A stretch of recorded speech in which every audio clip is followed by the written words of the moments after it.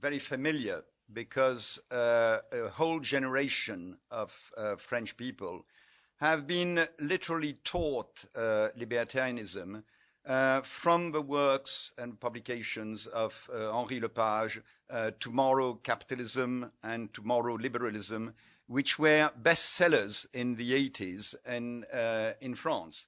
I know that when I was sort of, 18, uneducated, and I was a liberal, a classical liberal, completely utopian.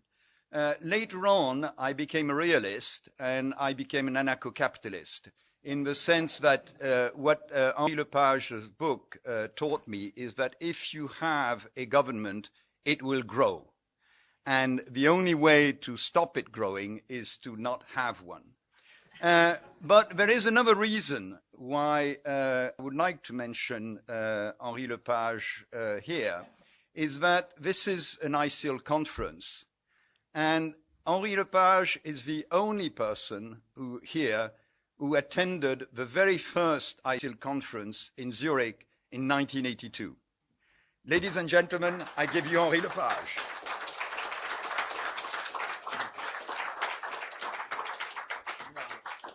Good morning to all, and thank you very much to Christian Michel for his very kind words and for mentioning this event that took place in 1982. At that time, it was not yet ISIL, that was Libertarian International, and that had been created by Vince Miller, and I think we should have a thought of memory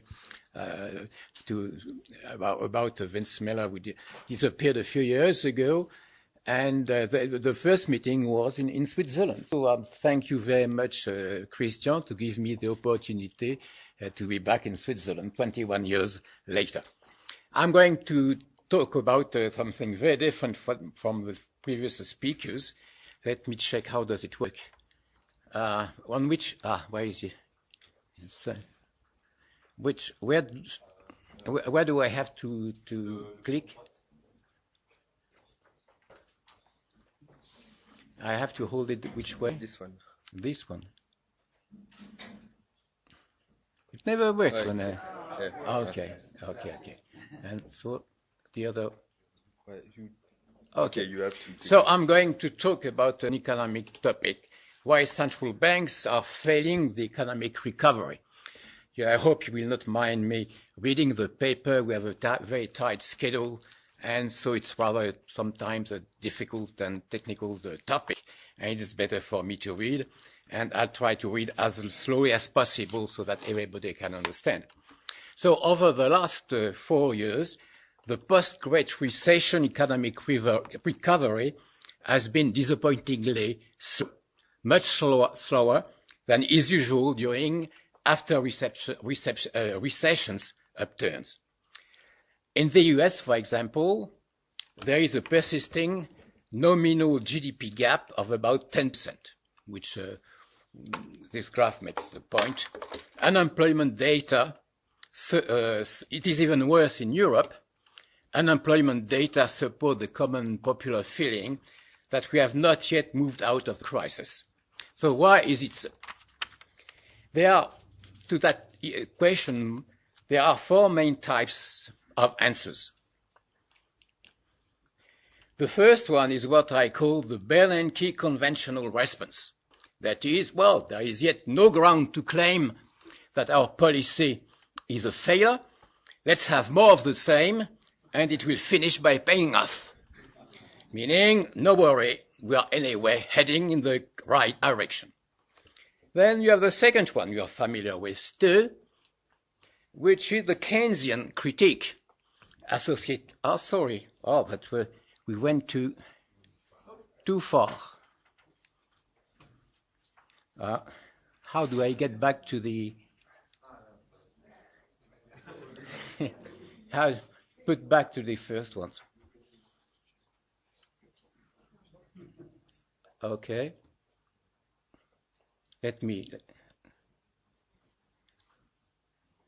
So that's the Bernanke conventional response. The Keynesian critique, and of course you know the name of Paul Krugman or Stiglitz. Quantitative easing policies go the right way, but economic policy will be more efficient if central banks were allowed to directly finance public deficits through direct purchases of treasury bonds or treasury securities, rather than relying on the private bank's reserve transformation mechanism for expanding monetary supply. It is imperative to put an end to all public austerity programs, and we'll speak more about it with our friend this afternoon, and increase public investment in order to kickstart faster economic growth. Then, the third type of that is the new monetarist explanation, associated with the name of Scott Sumner. Common to what they say the following: contrary to common belief, and despite multiple quantitative easing operations, post-recession monetary policy has been over-restrictive, thus putting a check on recovery. But they continue. Quantitative easing policy, we should continue them so as to steer up higher inflation expectations. So, curiously enough, the new monetarists end up joining the Keynesians. The fourth one,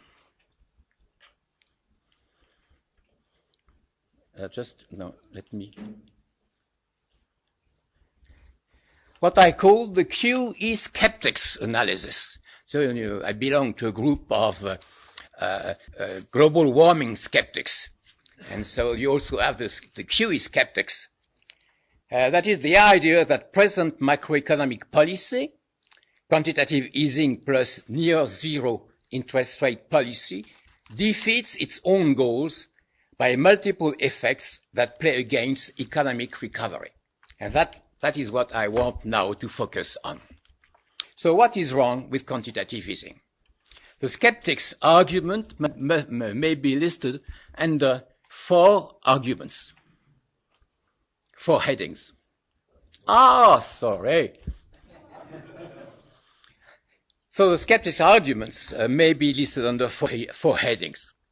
The first one is that the truth about QE is that it is indeed, in reality, a bureaucratic credit allocation scheme. If Milton Friedman had been in command, his response would most likely have come in the form of a general and targeted massive liquidity injection through regular open market operations. But under Bernanke, Fed interventions went on a very different path. What has been set up is a complex and sophisticated multi-channel bailing out system whose specificities have been little publicized.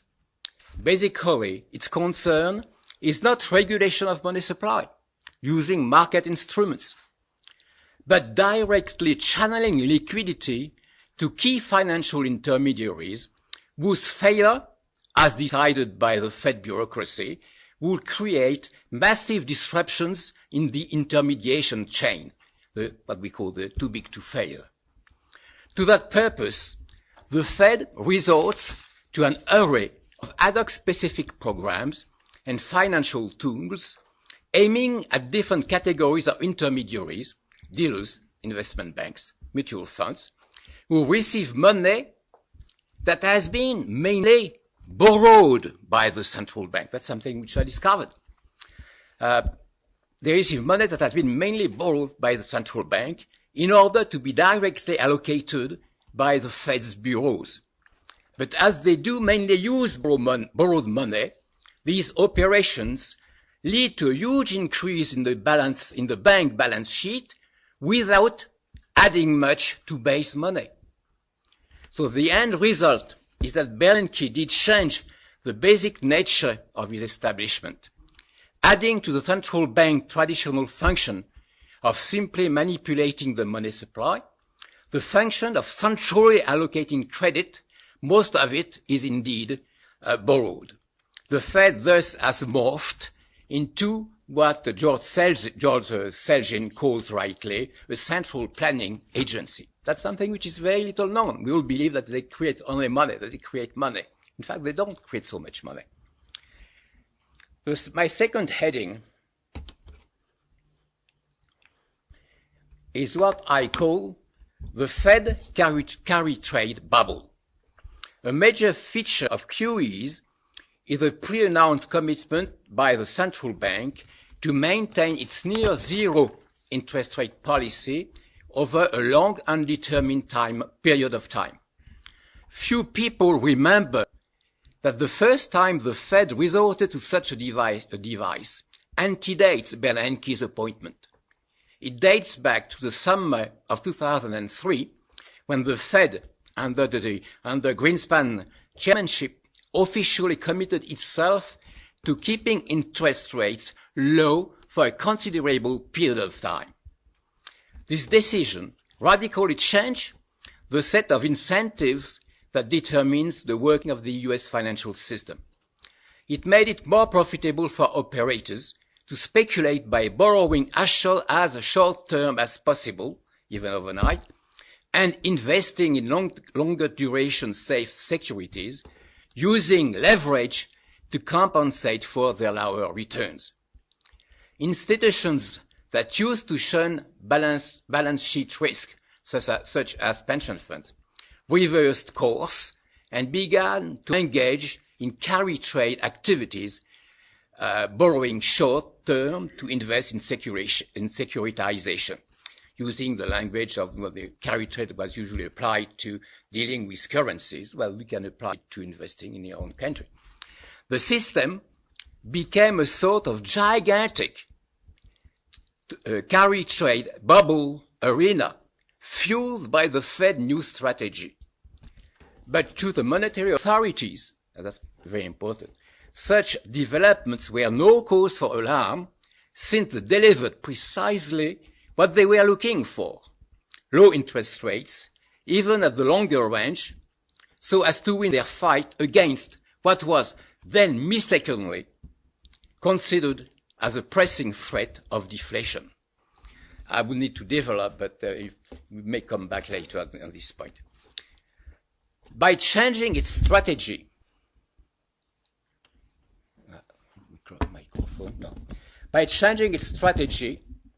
the Fed has had in effect enabled a long chain of events and reactions that led to generalized over-leveraging and ultimately ended in the great banking panic of 2008 and 2008. They did engineer the bust. It's the Fed's policy, the Fed's mistake. However, this is not the end of the story.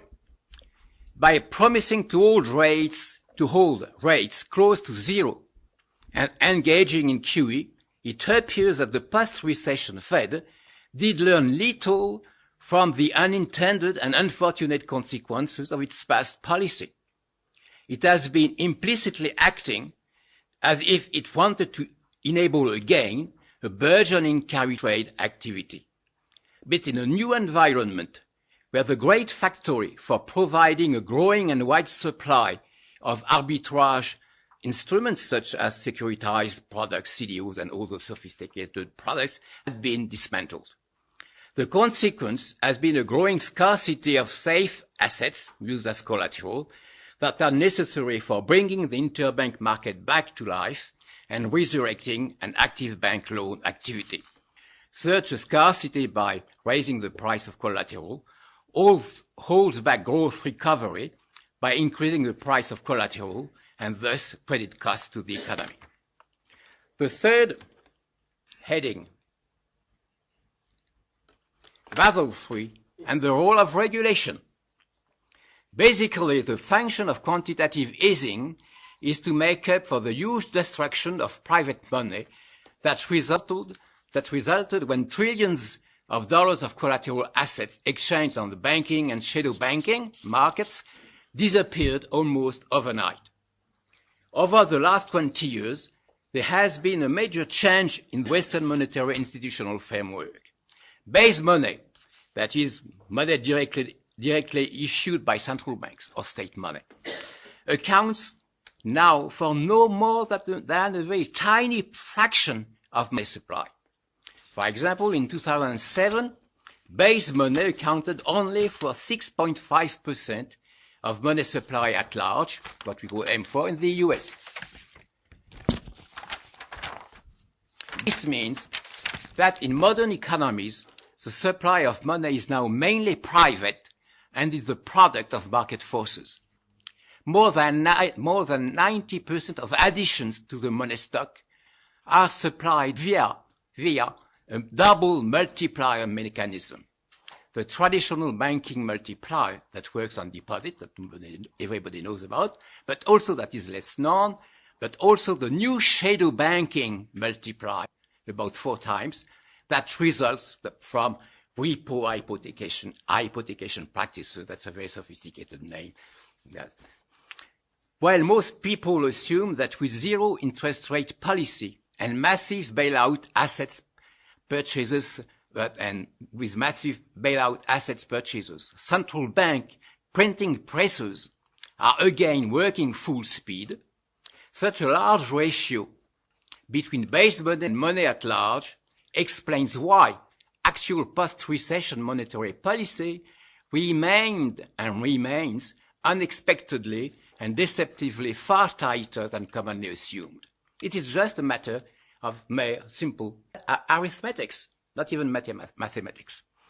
The Fed may double its yearly supply of new base money every year, which may look rather big, yet these additions will only have a small and slow incremental effect on the growth of the overall stock of money. Even after 4 years of QEs, US state money, for example, still accounts for a little more than 16% of the stock of money. So we believe that they are creating a lot of money, that QE is about creating a lot of money, which is not true. Monetary tightness is compounded by the fact that at the same time, under the guise of making the banking and financial system more secure, central bank authorities are busy at implementing new bureaucratic regulations. Basel III, big thing. Deleveraging is the normal course of action for banks and financial institutions eager to restore a safer balance sheet after a recession. However, this post-recession deleveraging process has been exacerbated by a politically motivated, frenzied campaign led by some Western government leaders, such as the British, supported by central bankers to enforce new compulsory tighter capital ratios. When private money accounts for almost 90% of money stock, such a regulation forced extra deleveraging, supplementary deleveraging, and it can easily translate into a massive negative multiplier effect that nullifies central banks' efforts to accelerate overall money growth through incremental base money accretions. And according to our friend Professor Steve Henri, this is precisely what happened. And it explains a continuing deflationary effect on the economy. As a matter of fact, the central bank lost effective control of money supply.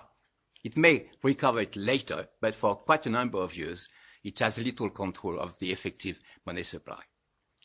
Now for my fourth heading, what I call a vicious circle. More fundamentally, basic microeconomic theory teaches that near-zero rate policy acts very much like a price ceiling in a housing rental market where landlords react by reducing the supply of rental apartments. That's, traditional basic price microeconomic theory. While borrowers benefit from it, lenders supply less credit at the lower rate. The decline in credit availability creates a lasting environment of credit crunch, which may look strange when they are supposed to create much money. Money keep flowing, but to large corporate businesses that are too big to fail, look back to my first point, and benefit from direct financial support. while small businesses fall victims of insidious credit rationing. However, in a deadly vicious circle, the harmful effects of these interventions then are used as an excuse to justify greater reliance on direct administrative allocative tools such as those developed by the Fed under Bernanke. Finally, 5 years after the crash, the same causes, that is near zero interest rate policy and its consequence, the carry trade effect, are bringing the same consequences, distorting, as before, the recession, distorting risk perception, causing bubbles, malinvestment, market signal discoordination, and so on. You see, Bernanke said, well, we won't do the same mistake as they did in the 30s. Well, he did it. He did it in the beginning in 2006. And he has made it again after the recession. Finally, my fifth point, the exit issue. So why, I asked the question, why such a deceptive recovery? We now have the explanation. A major central bank management failure was the root cause of the big crash and the Great Recession that followed. Another and largely similar central bank failure has failed the recovery. Where does this lead us to? The very same policy that led to the big bubble and crash and then failed the recovery is also making exit from QE very risky and difficult, and even, I would say, impossible. The reason comes from the new incentive structures generated by the Fed forward guidance policy. These incentives are heavily sensitive to any change in the expected future interest rates path. If that path unexpectedly changes, or if that path unexpectedly departs from its pre-announced course, it may rapidly kickstart another full-fledged financial crisis and deflationary bust by inducing a reversal of previous investment strategies that ends up in a mess of discoordinated reactions. And this is precisely the type of alert that occurred very recently following the declarations of Fed members about QE tapering and quickly led them to retreat. Theoretically, it is possible for central bankers to manage such a sensitive transition and to prevent uncontrolled interest rate hikes. But it would imply such an incredible fine-tuning capacity and communicating ability that may be assumed in abstract policy models, such as those developed by a BIS expert, the Bank of International Settlements in Geneva, not far from here, but much more difficult to apply in the real world of incomplete and uncertain information. And then, given the past 10 years' experience and the Fed's record of repeated policy failures, I ask you, can we still trust these men and naively bank on their skills to manage such tricky situations? Well, personally, I do seriously doubt it, and I hope you do too. Consequently, that's very important, even if QE strategy were to be successful, let's imagine that magically it succeeds in reviving consumers and investors' animal spirits, like the Canadians like to put it. A quiet and peaceful transition from QE and conventional policies back to monetary normality looks most unlikely. Two outcomes, then, are evenly possible. First, a new systemic financial bust with another banking panic. I think we are really heading this way, leading to maybe to economic collapse. Or a second possibility, a rush into runaway inflation. Or the two, maybe the two combined. That's possible. The only thing we know, as confirmed by a recent academic study, is that hyperinflation probability, that's really, we must seriously think about it, is closely related with the US government ability to urgently enforce a very severe fiscal consolidation policy over the coming years. Not in 10 years, in the next 3 to 4 years. Do in the States what they are trying to do in Greece. That's applied to Europe in the same way. So I ask you, is it politically feasible? Well, I'll let then everyone take his bet. How much? I still have a word. It may look like a conclusion, but I still have a conclusion.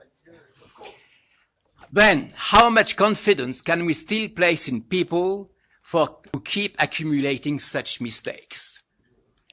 Are they just regretful random accidents, or do they reveal more systematic fundamental flaws? As it becomes clearly apparent when you read non-conventional accounts of the Fed's history. I mentioned, articles or papers written by Selgin, Driscoll, Horvitz, or Krosner, who has been governor of the Fed, but who wrote a beautiful article about the beginnings of the Fed back in the 20s. I think that more than ever before, time is ripe for questioning the action and the raison d'etre of central banking. And beyond the central bank itself, for questioning the monetary regime that legitimates its existence. That is the regime of fiat money based on a fractional reserve banking system lacking market-based feedback mechanisms. Learning about the true story of recent central bank failures offers a favorable opportunity, and then I'm addressing the Austrian Economist, offers a favorable opportunity for resurrecting an active debate about the future of central banking and the possibility of alternate monetary regimes. It also brings about a great opportunity for popularizing the more radical Austrian critique of macroeconomics. Well, it is just a scientific illusion. Critique of macroeconomic policy. It can only hamper the adjustment process and transfer resources necessary for a modern economy to keep growing. And final, central banking, that is the true root cause of booms and busts. Thank you. I'm sorry. I forgot to look. Thank you very much, Henri. I applauded a bit early because I was distressed with the conclusion that you had reached at that point.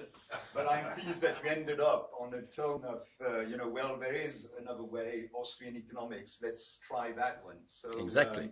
It's good to end up on an upbeat note.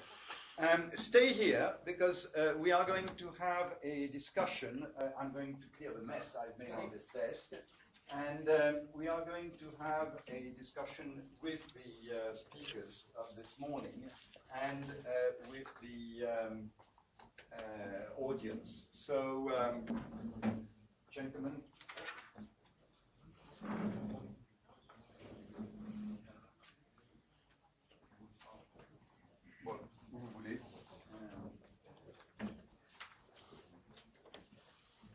So it's a collective Q&A. So I invite you to ask questions, make comments, and I will ask the speakers of this morning to interact between themselves if they have questions to each other and with yourselves. And we'll do this to whet our appetite before lunch. Over to you. Questions to any of the speakers of this morning, or to, yes, gentleman there in green. Dan Mitchell, actually. This is for Henri, but if anybody else wants to jump in, feel free to. What do you think of the assertion that, well, the financial crisis, the recession we just went through was a balance sheet recession, and those just take a lot longer to recover from, and that's all that's really happening, and we shouldn't worry too much? Well, of course, it will take much longer than everybody is expecting. That's what I precisely described and explain the causes. But then, the problem is the exit issue. You can keep on some time, but the Fed's policy is just rebuilding exactly the main situation that led to the previous crash. So the balance sheet, well, it's a balance sheet, whatever explanation, but balance sheet explanation is not a final explanation. You have to look to understand what are the forces and processes which are behind, or we are resurrecting exactly the same processes that led to the previous one. So I discussed with Christopher Little in the train, and he was sharing my own perception. We are rather pessimistic about what may happen.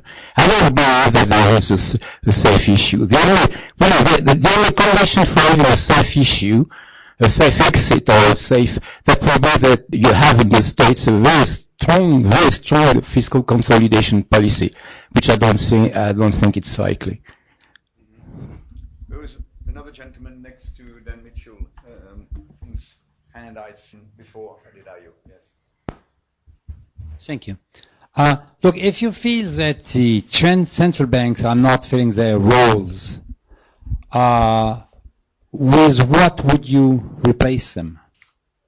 Oh, well, this is another topic for another session and another conference, and I hope we will have similar conferences on that kind of topic. That is the topic of the future. Well, I'm a believer in free banking, the type that George Selgin or Laurie White are defending, and that has been to be really discussed and documented.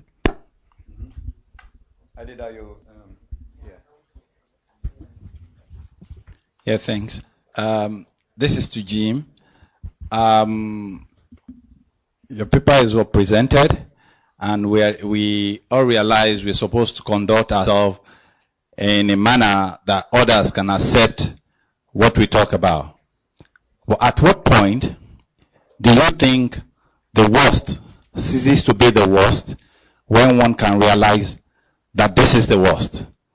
You're trying to be humble, you're trying to pass your message, but at the point that you can't take it, because one thing stands, the same blood that flows in the libertarians are the same blood that flows in other people.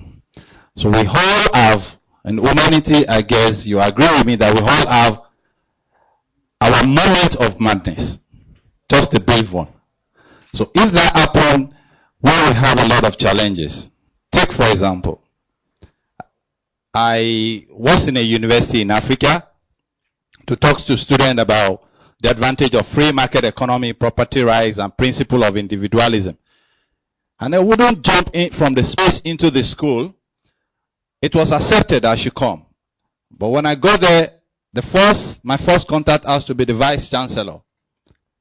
And in our discussion, because in Africa, when I operate, I don't use liberty. I tell authority, I want to talk about entrepreneurship. And at that point, they've approved, and I left Nigeria. I was in Kenya. I got to the school, the students are waiting for me. And in the office, the man realized I haven't checked 1 or 2 textbooks I had. And he said, sorry, we can't have you in this school.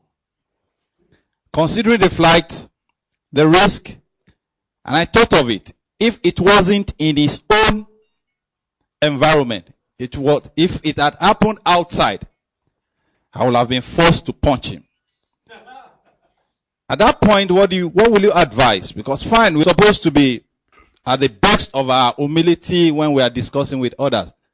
But we're human beings as well. When it gets to a point, what will you advise we do? Thank you. Knock him out. No,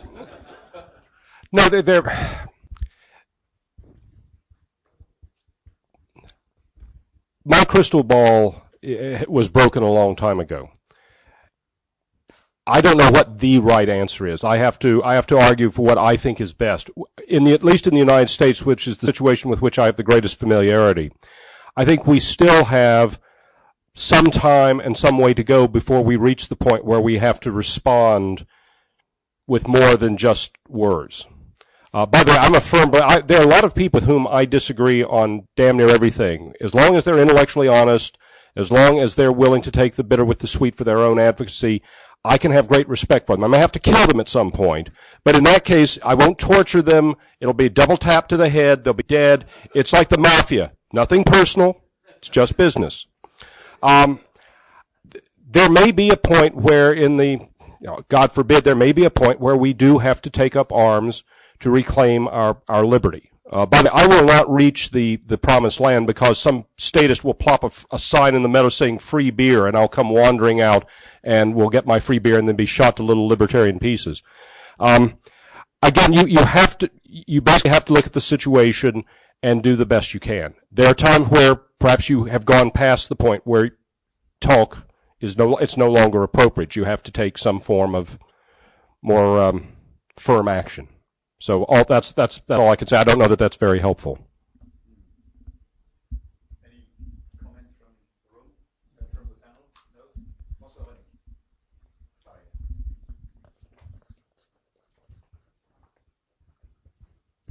Sorry. Yes, sometimes it's no use talking to some people, and indeed the only thing you have to do is run away or fight or flight. At other times, you are talking for the audience. You're not talking really to the person who you're confronting, but you're talking to the spectators. And sometimes there are no spectators, and there's only the evil guy, and then there's not much to do.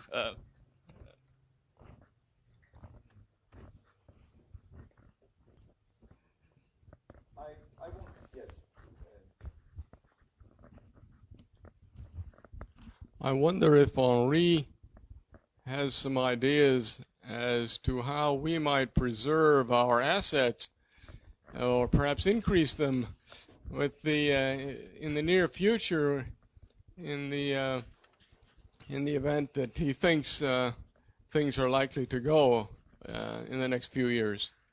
Well, I told you what is my feeling. Now it's up to you to tell me what I have to do in such circumstances. I'm not a banker nor a somebody working in financial services. Ken over there. Thanks. I'd like to tie together the comments from both, from all three of you actually. You've talked about competition being an excellent opportunity to show a good path. And the crisis that is not only in the United States but Europe here in the central banking systems. What's the likelihood that the European Union or the Eurozone under the European Central Bank might crack and break up at some point? Some part of Europe might accept free banking and show us out of the sea of darkness into the light.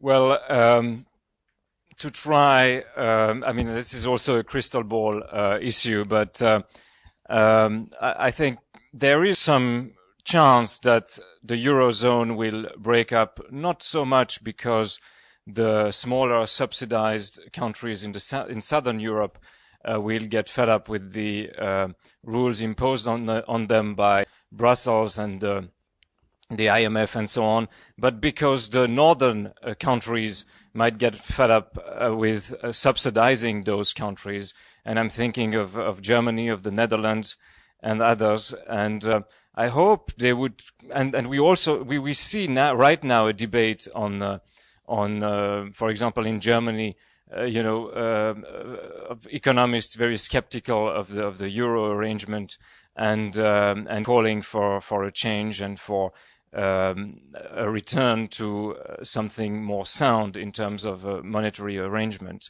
I don't think that the answer will be free banking, but it will be something that is less perverse than the current arrangement, and I think that would already be some progress.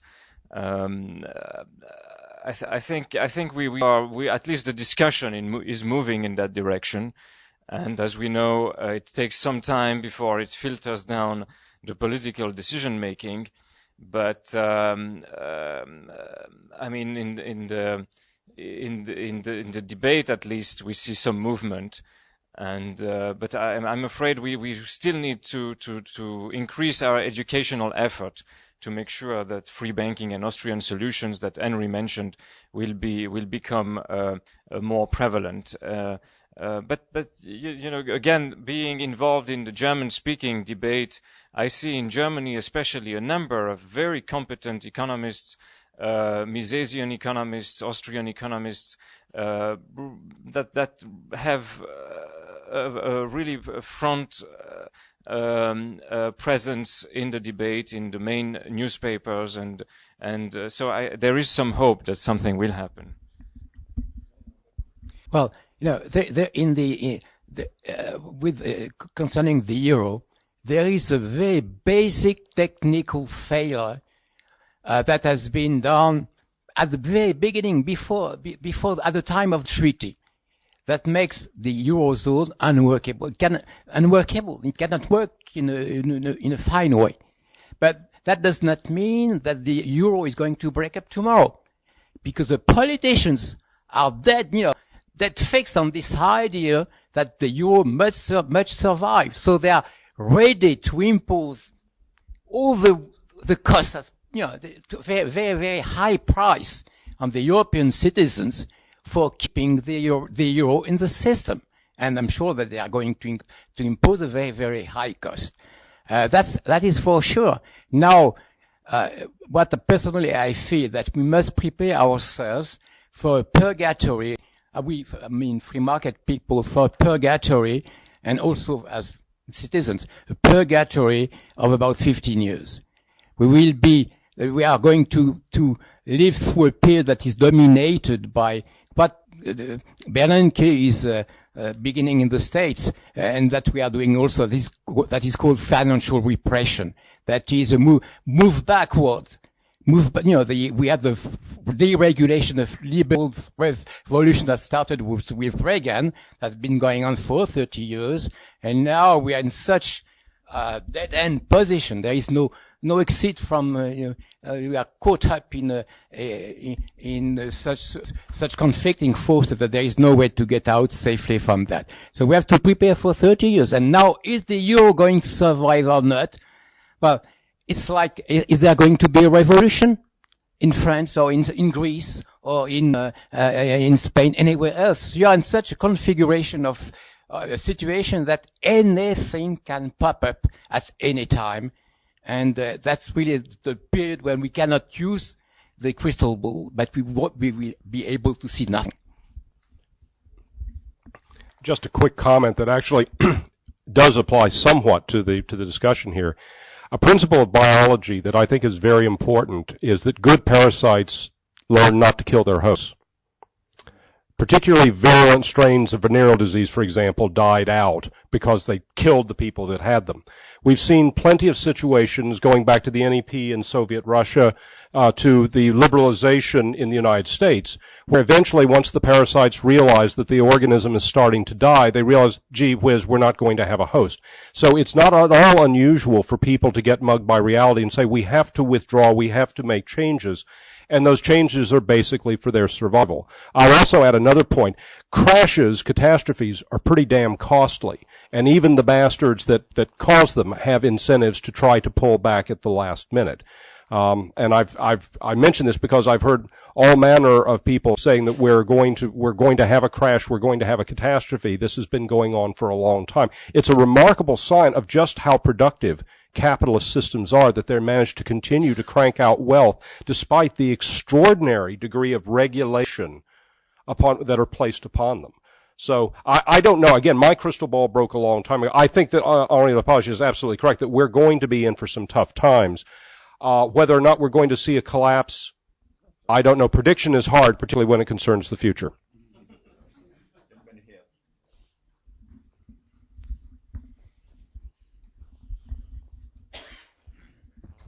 Yeah, coming back to the quantitative easing, what we see now is enormous wealth transfer from savers to debtors. And this is a slow motion crash. It is undermining the savers' assets with about 4% a year. And people are not very clever calculating interest on interest.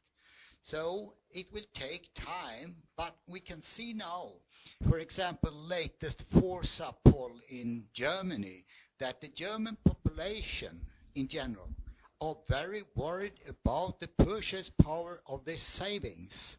And there is even a trend that people are consuming more because they said, better I buy a new car now because in 3 years' time I might not be able to do that.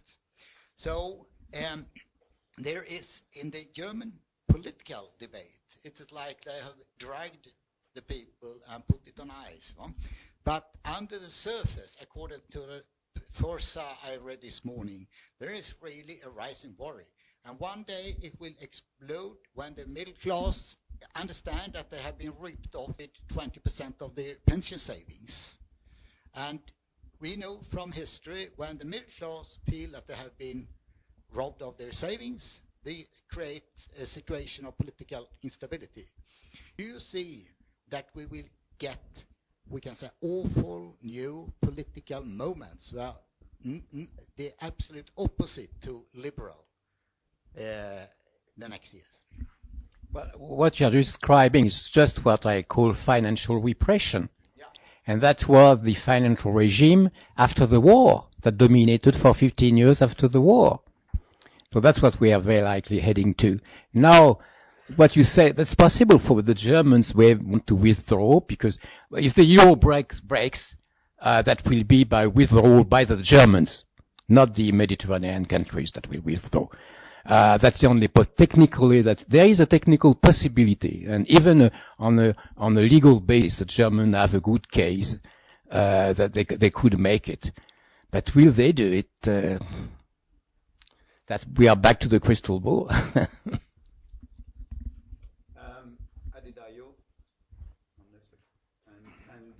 and Moe after that.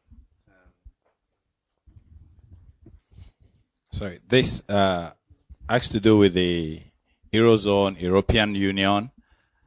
Part of the things which is quite challenging to us that talks about this in Africa is some bright student read some of the things you discuss about Eurozone and European Union, and probably challenge us as well, stating the fact that when we talk about free movement. We use Europe as an example of the movement of a citizen from Germany to Spain, Spain to Poland, Poland to Finland, without visa. Yet, libertarians are talking about Eurozone, European Union not working. So basically, in Europe, you've not been doing enough to separate the movement vis-a-vis the economic policies. Fusion of the economic policy of European countries and the movement of the people. Because in Africa, it is easier for me in Nigeria to trade with somebody in Britain than to trade with somebody beside my country, which is Republic of Benin. So if libertarians in Africa are arguing against the borders, then they see Europe arguing against the European Union. They're not seeing it from the economic perspective. So this is like an advice for the libertarians who talk more about the dysfunctionality of the European Union to separate the political movement from the economic implication of trying to fuse the entire European Union together. Because it poses a lot of challenges to us if you are a guard to free movement, which we use in telling people that if I bring out my passport, they're like Bible. And what you find there are African visas. When in Europe, you can actually cross any border with just an ID card. So when we are talking about disadvantage of that, some young chaps are reading more of the discussion on euro. So it's like an advice when you're discussing that in an international conference like this, there should be separations and things like that. That this is equally an advantage. Just like what Jim has said, that when we talk about government, it is not that we should have a blanket condemnation, because some of us benefit from and some of us really worked in the government, and that is why some knew much about government policies which are bad, and they are able to bring it out to all of us. Thank you. May I respond very quickly? I do not dispute the benefits of the euro. For 7 years, I lived in Brussels as an international bureaucrat. I worked for the European Parliament. And I must say, the first year I moved to Brussels, every weekend I would go home. And at that time, I needed to have francs, and to have French francs and Belgian francs. So as an international bureaucrat, I was very happy when the euro was created, because then I had no more problem. It was fantastic for me. And that's fantastic for many people. But beware. There is a basic flaw in the mechanisms of the euro that dates back to the very creation of the system. If you don't correct it, and nobody wants to acknowledge it, but the Germans with Hans Werner Sinn, yes, really seen what it's a very basic feedback mechanism that can be easily corrected, but nobody wants, because bureaucrats are very proud of what they have done. The treaty is a treaty, that's forever. It's just a very small thing to correct. But if they don't correct it, and they are, hardcore, based on them, we keep it, then the cost of those benefits which you are benefiting today, the cost tomorrow will be absolutely fantastic in terms, not only in economic terms, because you may have disruption and so on. The crisis is worse in Europe than in the States, but also in political cost, because you may have an unexpected upsurge, revolutionary upsurge somewhere and so on. So beware. You are right, but beware. The European Union is like a two-headed monster, but and there's always been since the beginning a tension between two visions, a social democratic vision and a liberal vision for Europe. I think the four freedoms of the Treaty of Rome were certainly a good thing, but that's basically a case for free trade, free movement of people, free movement for capital, for goods and services. And but you don't need an international organization for that. You just need to get rid of the borders and the controls and the tariffs. And basically, you can say that European liberty or the freedoms that are associated with the European Union are just something that you can implement by getting rid of the obstacles to trade and to the free movement of people. You don't need an organization for that. And so when you, from an African perspective, if you look at the European Union, just look at the case for free trade. And I think it's very dangerous when you start liberalizing from the top. That is to say, to build an organization and say we are going to liberalize from the top, because then you will have a dynamic an internal dynamic for more bureaucracy, for rules and regulations, and for centralization. So I would separate the issue of the organizations, of the institutions of the European Union, and look at the good things that are universal, free trade and free movement of people and so on. I'd like to offer a comment that differs slightly from my colleagues. In the United States, many people of libertarian disposition who look at our federal system, the Constitution, they complain with great justice about how things have deteriorated, say, going back to the Civil War, how things have deteriorated since, say, 100 years ago when we had the Federal Reserve Act passed, we had the income tax passed. And people who are making these comments are absolutely right, but David Bose of the Cato Institute likes to point out, well, if you're an African American and you're constantly hearing, white people complain about how things have gone to hell in this country, their perspective is going to be, yes, but we also have done a lot of good things with respect to personal relationships, affectional relationships. So I think Mr. Thomas's point is absolutely correct. When we start complaining about the problems, we must be attentive to the fact that, again, many of these issues have multiple dimensions, and that for some people, the things that we are complaining about don't necessarily resonate. There have been perhaps some progress with respect to human relations, for example, in the United States. So I think his point is a very good one. And again, it points to this issue. We have to be very careful to understand to whom we're speaking, because again, what they hear may not have been what we said. What we say may not be what they hear. There's Moe there, and then I'll add a quick question, and then we'll continue. Yes.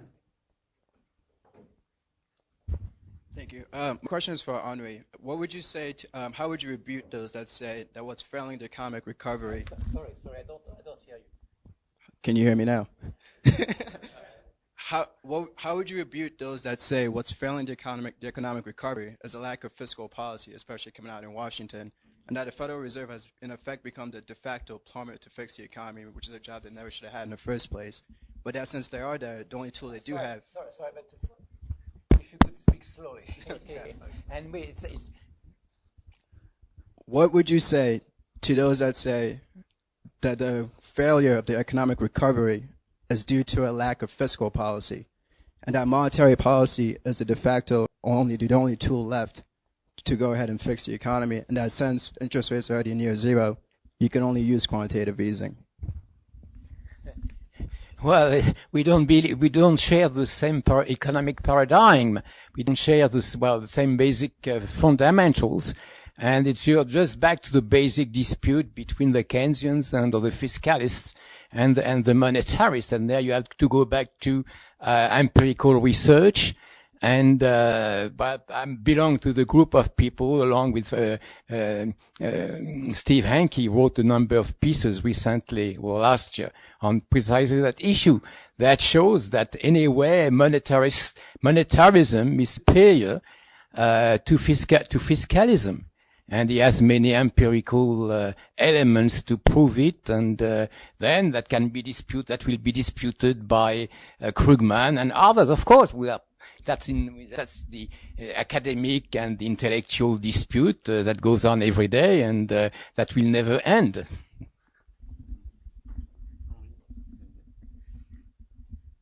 I was thinking that Henri, you've mentioned there is a very small flaw right at the beginning of the euro, and I wonder what you had in mind exactly. What was this very small flaw? And I would like to put a favorable word for the euro, in the sense that I remember that when I was traveling 20, 25 years ago before the euro, everywhere I went with my French francs, I was looked at with commiseration, scorn, poor guy, what sort of currency is this? And now when I travel, I see whether it's in Brazil, whether it's in Russia, whether it's in China, they are in, with money changers, there is dollar, euro. And then there is a list of, minor currencies that are at the bottom of the list. So there is one aspect, that is this aspect that, for the first time, many individuals in Europe have a currency that actually means something, can buy something. The second thing is the fiscal discipline that the euro imposes, the Maastricht Treaty, which was not respected, is something that is what countries need, because the easy way out of devaluing your currency when you're not productive leads you nowhere. The countries that are big exporters are actually countries that have a strong currency. I mean, Germany and this country. So, and what we need in order to impose reforms on Greece, on Spain, and so on, reforms that would actually be liberal reforms in my sense, the only argument that other countries have are to say, well, if you want to stay in the euro, You have to get rid of all these civil servants, all these bloated bureaucracies, and so on. So what do you have to say to that? Well, what you just said now, this disequilibria and these heavy costs that countries like Greece have to pay, is because the system has allowed the build-up of fundamental disequilibrium. There is a basic problem in a monetary union, which is how to accommodate differentials, growth differentials in productivity between different countries.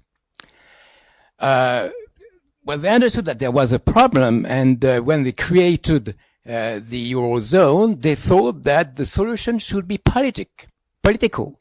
And that was the Maastricht Treaty, that was the criteria, and whenever you go, you get over the main, the basic numbers, then there will be sanctions, and but that does not work precisely because it is a political discipline. Political disciplines don't work. You always find accommodations. The French, well, the Germans benefited from the system, the first one, then the French ones. So because there has been no system for reacting to the basic productivity disequilibria that we are building up within the Eurozone, we left a huge problem to develop. And the big cost, political cost in terms of fiscal consolidation that we are mentioning today, it's because of that. So we have to go back to the basic treaty, to the basic model, the basic drawback. And the only person as far as I know, that really pointed out at this problem is Hans Werner Sinn, the German economist. And he says, well, it is a problem that arises also in the States. How with such a large monetary union, that doesn't happen to the same disequilibria building up. Because maybe he's wrong, maybe I'm wrong, I don't know. But what he explains is because within the Fed system, between the federal districts, there is a system every year that when there is a payment disequilibrium between two districts, the one with was a debit position has to compensate his creditor, and there are movements, very tiny movements. They use these accounts used to be settled by gold certificates years ago. That has been given up. But they still have to pay something, so they pay by moving securities from one Fed district to the other one. It's not very big, but the slight difference, it's made every year, every year. So you cannot have such huge disequilibria building up in the same way that happened within the Eurozone. And I think he's right. But if you choose the political system, there is no way. I mean, and so finally, there is just one other thing I want to say in favor. The solution, because you say, well, if we create monetary national currencies, that's the end of the world. I agree, but there is a solution. Keeping the euro as a common currency, but competing with national currencies, if some people want to come back to the franc or to the Dutch mark, and so on. And so when you travel, you use the euro. When you pay your taxes, you use the French franc or the German Dutch mark. And that was the system that was the first system that they devised. And I don't remember who was the father of that idea, but that was refused by the politicians because they wanted a strong union. I'm afraid there are other questions, but I've just been told that if we want to have seats in restaurants nearby, we have to try chasing them now because we are quite a crowd. And so we'll stop there. It was a fascinating discussion and a fascinating morning. There is a list of restaurants that has been sort of posted somewhere, and it's also in the guide that you all received. So just go to one or the other of these restaurants, form small groups, and we'll be back here at 2:00 on the dot. So